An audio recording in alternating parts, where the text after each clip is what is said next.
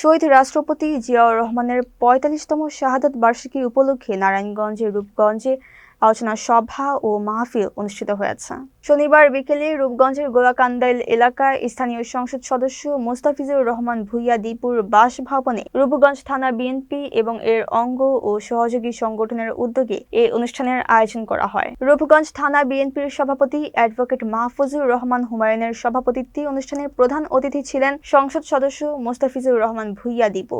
বিশেষ অতিথি হিসেবে উপস্থিত ছিলেন নারায়ণগঞ্জ জেলা বিএনপির আহ্বায়ক অধ্যাপক মামুন, সাবেক সাধারণ সম্পাদক গোলাম ফারুক খোকন ও জেলা স্বেচ্ছাসেবক দলের আহ্বায়ক মাহবুবুর রহমান মাহবুব। এ সময় রূপগঞ্জ থানা বিএনপির সাধারণ সম্পাদক বাসির উদ্দিন বাচ্চু ও ভূতা ইউনিয়ন বিএনপির সভাপতি আব্বাস উদ্দিন ভূঁইয়া সহ বিপুল সংখ্যক নেতাকর্মী উপস্থিত ছিলেন। সভায় বক্তারা শহীদ জিয়ার আদর্শ ও কর্মময় জীবন নিয়ে আলোচনা করেন এবং তার রুহের মাগফিরাত কামনায় বিশেষ দোয়া ও মোনাজাত করা হয়।